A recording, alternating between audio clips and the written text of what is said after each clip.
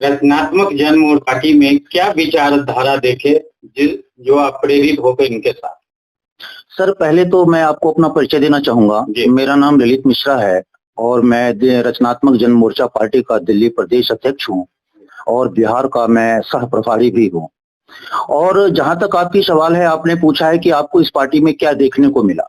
रचनात्मक जन मोर्चा पार्टी एक विचारधारा की पार्टी है। आज तक देश की आजाद होके 75 साल बीत चुके हैं। सभी सरकार आई है, सभी सरकार गई है। जनता से जो वादा किया गया है वो आज तक पूरा नहीं हुआ है। हम यहाँ तक समझते हैं, हमारी पार्टी का विचारधारा भी है और उस विचारधारा से प्रेरित होकर के हम इस पार्टी को ज्वाइन किए हैं और इस विचारधारा को हम आगे ले जाने का प्रयास कर रहे हैं। जैसा कि आप जानते हैं कि बड़ी बड़ी वादा जो है केंद्र सरकार के माध्यम से आम लोगों के लिए किया जाता रहा है। आज तक कोई भी वादा जो है सो पूरी रूप से नहीं हो पाया।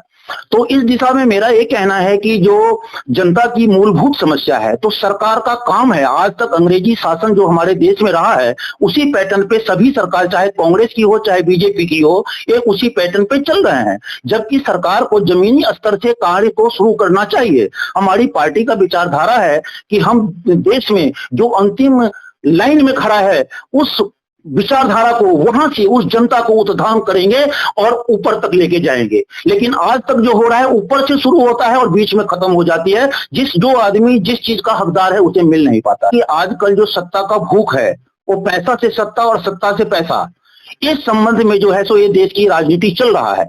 जब तक हमारे देश के नागरिक पैसा लेकर के, दारू लेकर के और बिक करके यदि वोटिंग करते रहेंगे तो उनकी समस्या का समाधान संभव नहीं है।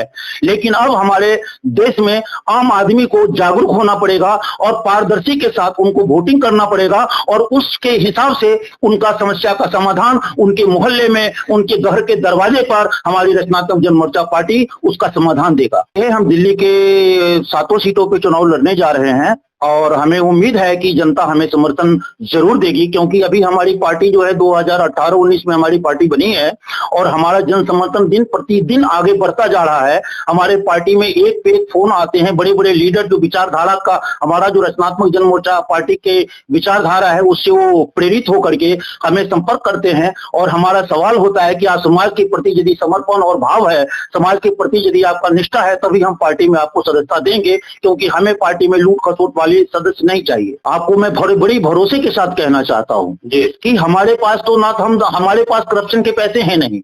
हम लोग सभी लोग रोजगार करके अपना जीवन यापन करते हैं और हम जनता की समस्या को समाधान करने के लिए हम अनऑथराइज्ड तरीके से किसी का पैसा लेकर के जनता के बीच में हम फूकेंगे नहीं। और जनता हमारी इस बात का काहिल है और जनता हमारे पास कंधा से कंधा मिला के चलने को तैयार है और इससे हमें लगता है कि अब की बार 7 सीट पर हम अपनी जीत दर्ज करेंगे। जैसे कि आज आपको बताऊं कि जितने भी MP हैं, उन्होंने पूरे दिल्ली के 7 सीटों पे, आप मुझे बता दीजिए कि आज तक उन्होंने क्या कार्य किया है। आजकल बुजुर्गों की पेंशन है, बहुत सारा परिवार आपने देखा होगा, हो सकता है आपके भी परिवार में हो, लोग अपने परिवार को प्रॉपर नहीं चला पाते हैं, तो माँ बाप का क्या सेवा करेंगे। उनकी वृद्धा पेंशन मिलना चाहिए या नहीं मिलना चाहिए। देश तो आज तक इस नतीजे पे भी नहीं पहुंच पाया कि हम अपने बुजुर्गों का सम्मान दें। तो इस सरकार से आप क्या उम्मीद कर सकते हैं। जहां तक शिक्षा की बात करो, आज सरकार को आप बताइए, सरकार को पता है कि हमारे बच्चे पढ़ लिख करके क्या करेंगे, फिर सरकार वहां बैठे क्यों है। उनको तो इस्तीफा दे देना चाहिए, उनको तो माला और कमंडल लेकर के किसी मंदिर में शरण लेना चाहिए और वहां पे संत बन जाना चाहिए। उस राजनीति में करके क्या कर रहे हैं वो। देखेंगे कि आम आदमी में जो है अपनी कमाई का 60% अपने बच्चों को शिक्षा के ऊपर खर्च कर देते हैं। उनके यदि 15 तारीख के बाद उनके जेब में 500 का नोट ढूंढेंगे तो नहीं मिलेगा, ये हम दावे के साथ कह सकते हैं। तो जब आज 75 साल में देश की स्थिति ऐसा है, तो देश जब 100 साल के में पहुंचेगा तो और परिस्थिति कैसा होगा, ये आप आकलन कर सकते हैं। इसलिए जनता को जागरूक होना अति आवश्यक है। दिल्ली के जनता के लिए मेरा यही संदेश है कि अब की बार लोकसभा चुनाव में हमारे देश में पढ़े लिखे सभी लोग हैं और दिल्ली वैसे भी पूरी शिक्षित है, तो यहाँ पे उनको सोच समझ करके वोटिंग करना चाहिए और रचनात्मक जन मोर्चा पार्टी को 7 सीटों पर जीत दिलाना चाहिए, ऐसा मैं उम्मीद करता हूँ।